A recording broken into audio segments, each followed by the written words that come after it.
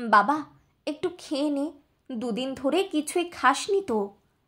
মায়ের অসহায় কণ্ঠস্বর ছেলের কাছে আরতি জানাচ্ছে। দেখো মা, আমি তো বলেছিলাম দ্বাদশ শ্রেণীর পরীক্ষার পরে সেকেন্ড হ্যান্ড বাইক আমার চাই। বাবা প্রতিশ্রুতি দিয়েছিলেন আজ আমার শেষ পরীক্ষা। তুমি দিদিকে বলে দিও আমি পরীক্ষা থেকে বেরোতেই যেন টাকা নিয়ে বাইরে দাঁড়িয়ে থাকে। আমার বন্ধুর পুরনো বাইক আজই নিতে হবে। আর হ্যাঁ, দিদি যদি টাকা না নিয়ে আসে আমি আর বাড়ি ফিরব না। এক গরিব পরিবারের একমাত্র ছেলের জেদ এবং অসহায় মায়ের লড়াই যেন মুখোমুখি দাঁড়িয়ে। বাবা তোর বাইক কিনে দিতে চেয়েছিল, কিন্তু মাসখানেক আগে একটা দুর্ঘটনা। মা কথা শেষ করার আগে ছেলে বলে ওঠে, আমি কিছু জানি না, আমার বাইক চাই চাই চাই। এ কথা বলে মোহন তার বাবা মাকে অভাবের গভীরে ফেলে রেখে বাড়ি ছেড়ে বেরিয়ে যায়। পাঠশালার বিশেষ পরীক্ষা। দ্বাদশ শ্রেণীর পরীক্ষার পর ভাগবত স্যার একটি অনন্য পরীক্ষা নিতেন। তার বিষয় ছিল গণিত, তবে ছাত্রদের জীবনের গণিতও তিনি শেখাতেন। এবছরের পরীক্ষার বিষয় ছিল আমার পারিবারিক ভূমিকা। মোহন পরীক্ষার হলে ঢুকে প্রথম প্রশ্ন পড়ল, আপনার পরিবারের প্রত্যেক দিনে কত ঘন্টা কাজ করেন বিশদে লিখুন। মোহন লিখতে শুরু করল। বাবা সকাল 6টায় অটো নিয়ে বের হন এবং রাত 9টায় ফেরেন। ফ্র্যাকচারের পরও তিনি কাজ চালিয়ে যাচ্ছেন মোট 15 ঘন্টা। মা ভোর 4টায় উঠে বাবার টিফিন তৈরি করেন, পরে সেলাইয়ের কাজ করেন। রাতের খাবারের পর বাড়ির সবাই ঘুমিয়ে গেলে তিনি শুতে যান, প্রায় 16 ঘন্টা।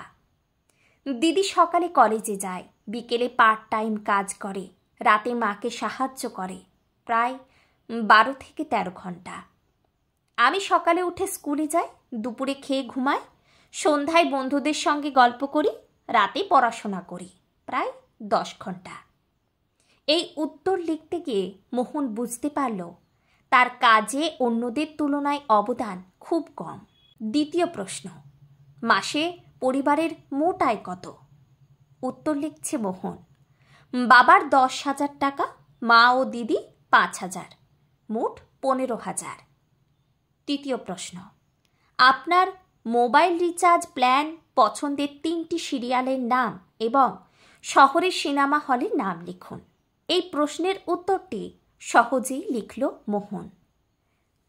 চতুর্থ প্রশ্ন, 1 কেজি আলু, ভিন্ডি, চাল, গম এবং তেলের দাম লিখুন। আপনার বাড়ির গম পিষতে যে আটা মিলে যান তার নাম ও ঠিকানা লিখুন। মোহন থেমে গেল। সে বুঝল পরিবারের দৈনন্দিন প্রয়োজনীয় জিনিসের বিষয়ে তার কোনো ধারণাই নেই। পঞ্চম প্রশ্ন, বাড়িতে কখনো খাবার নিয়ে বিরক্তি প্রকাশ করেছেন? উত্তর লিখল মোহন, হ্যাঁ, আলু ছাড়া অন্যান্য তরকারি হলে আমি রাগ করি এবং খাওয়া ছেড়ে উঠে যাই। মোহনের মনে পড়ল মায়ের গ্যাসের কষ্টের কথা, যা অবজ্ঞা করত। তার জেদের কারণে পরিবার কতটা কষ্ট পায় আজ সে বুঝল। ষষ্ঠ প্রশ্ন, আপনার পরিবারের প্রতি আপনার সর্বশেষ জেদের কথা লিখুন।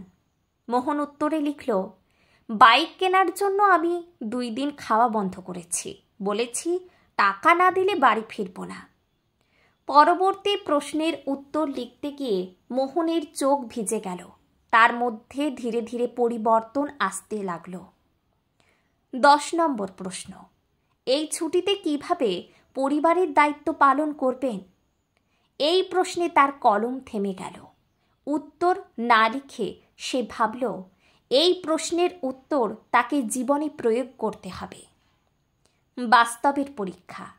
পরীক্ষার শেষে দিদি বাইরের গেটে দাঁড়িয়ে, এই নে 8,000 টাকা, মাকে বলেছিস বাইক না পেলে বাড়ি ফিরবি না, তাই মা বাবা মিলে টাকা জোগাড় করেছেন। মোহন বলল, কোথা থেকে এই টাকা এলো? দিদি উত্তর দিল, আমার আগাম বেতন, মায়ের সেলাইয়ের কাজ থেকে ধার আর পকেট মানির জমানো টাকা থেকে। বন্ধুর বাইক নিয়ে হাজির হলো। মোহন বাইকের দিকে তাকালো এবং বলল, দোস্ত, বাইকটা অন্য কাউকে দিয়ে দে, এখন আমার দরকার নেই। পরিবর্তন। বাড়ি ফিরে মা বাবাকে বলল, সরি মা, এখন থেকে বাবা অটো চালাবেন না, আমি চালাবো, আর আজ রাতে সবাই মিলে পছন্দের খাবার খাবো। মায়ের চোখ জলে ভিজে গেল।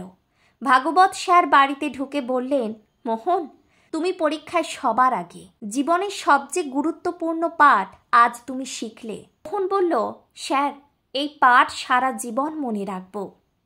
এই গল্প জীবনের গুরুত্বপূর্ণ মূল্যবোধ বোঝায়। ছেলে মেয়েদের এই গল্প পড়ার সুযোগ দিন, কারণ এটি তাদের জীবনের দায়িত্ব ও সম্পর্কের গুরুত্ব শিখতে সাহায্য করবে।